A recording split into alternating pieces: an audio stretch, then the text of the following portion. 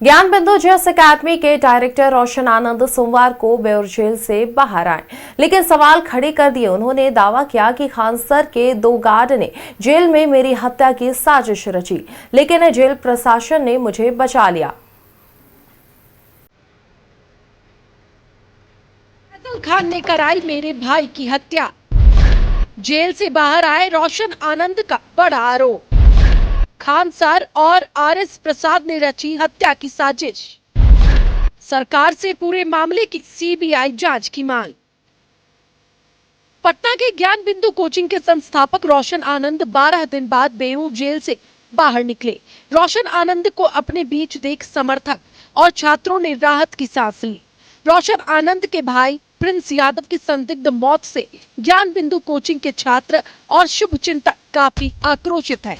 Prince की मौत को हत्या करार दे रहे हैं। जेल से बाहर आए रोशन आनंद ने भी आरोप लगाया है कि खान सर और किसान कोल्ड स्टोर के मालिक आरएस प्रसाद ने षड्यंत्र रचकर मेरे भाई की हत्या करवाई। किसान कोल्ड स्टोर के मालिक रमाशंकर प्रसाद के साथ मिल करके षड्यंत्र के जरिए हमारे भाई की हत्या करवाई गई। मांग करते हैं केंद्र सरकार और बिहार सरकार यानी डबल इंजन सरकार से मांग करते हैं उच्च स्तरीय कमेटी गठित की जाए और सीबीआई से इन्वेस्टिगेशन किया जाए, सीबीआई से investigation, fair and partial investigation, भाई का फिर से पोस्टमार्टम। रोशन आनंद के आरोपों पर खान सर ने वीडियो जारी कर सफाई दी है। खान सर ने प्रिंस यादव की मौत पर दुख जताते हुए कहा कि इस मामले में कोई तीसरा पक्ष साजिश कर रहा है। पूरे मामले की उच्च स्तरीय जांच होनी चाहिए। जो भी दोषी हो उसे फांसी की सजा मिलनी चाहिए। ये कैसे कोई तीसरा इंसान इसमें इन्वॉल्व लग रहा है? आखिर इतनी खतरनाक चीजें इतनी अमानवीकृत कैसे कोई कर सकता है?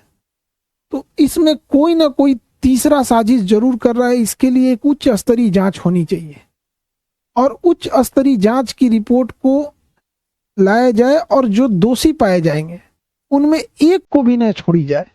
फांसी से नीचे इनकी कोई सजा नहीं होनी। उधर पूर्णिया से निर्दलीय सांसद पप्पू यादव ने प्रिंस यादव की मौत के लिए सिस्टम को जिम्मेदार ठहराया है।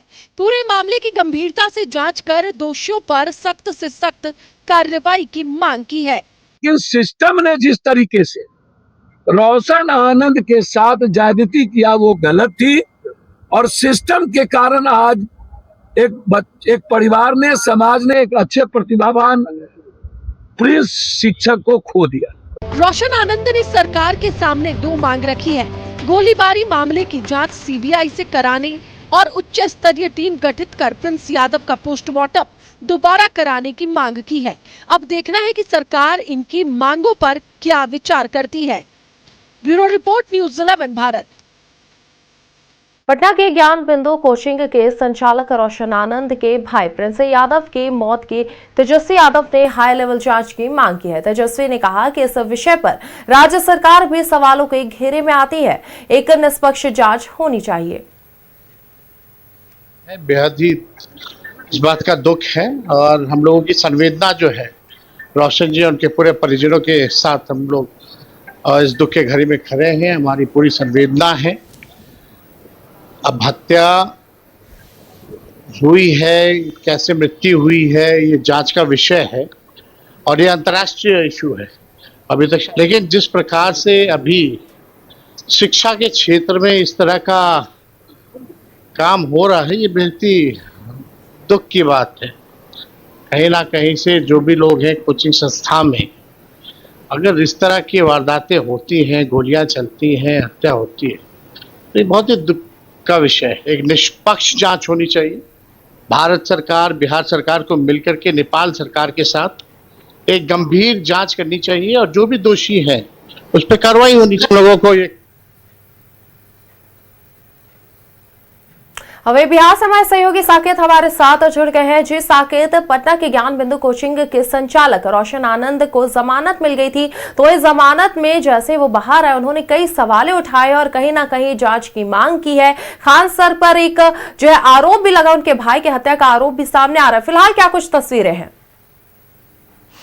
जी बिल्कुल, देखिए ज्ञान बिंदु के संचालक जो है रोशन आनंद, जब कल वो जमानत पर बाहर आए तो हमारी मौजूदगी भी वहीं पर थी। उन्होंने सीधे तौर पर फैजल खान यानी कि खान सर के ऊपर गंभीर आरोप लगाए। उन्होंने कहा कि अब उनके पीछे कौन कौन से सत्ताधारी जो नेता हैं, कौन साथ दे रहे हैं, उसका एक एक का नाम बताएंगे। और इसके साथ ही जिस तरीके से प्रिंस यादव की जो हत्या हुई है संदिग्ध तरीके से, उसमें निष्पक्ष तरीके से जांच की भी बात कर रहे हैं। कह रहे हैं कि हाई लेवल पर जो है इसकी जांच होनी चाहिए।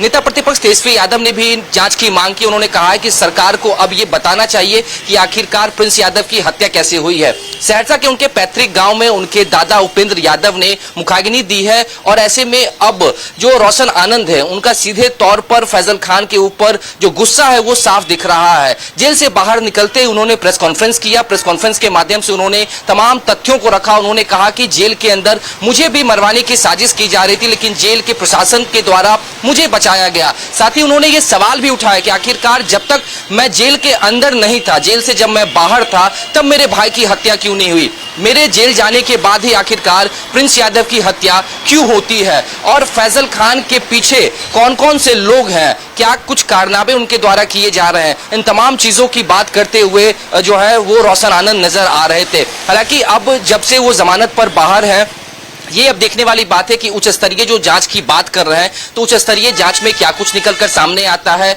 किस तरीके की टीम गठित होती है। क्योंकि जो पूर्णिया से सांसद हैं पप्पू यादव, उन्होंने भी जो है रोशन आनंद के साथ हैं। उन्होंने कहा कि अब पूरी तरीके से इसकी निष्पक्ष जांच होनी चाहिए।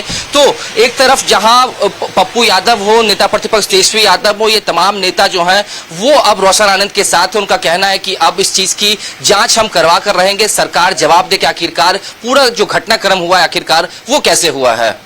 जी बिल्कुल साकेत, जो है पूरा मामला धीरे धीरे जो है सामने आ रहा है, काफी बयानबाजी भी उस पर तेज हो गई है। तो वही जो है बस सियासत के तरफ से भी जो है बयान सामने आ रहे हैं। अब देखना ही होगा कि आगे क्या कुछ तस्वीरें सामने आती है और क्या कुछ एक्शन लिए जाते हैं। चलिए साकेत, बहुत बहुत शुक्रिया हमारे साथ जुड़ने के लिए और ये तमाम जानकारी साझा करने के लिए।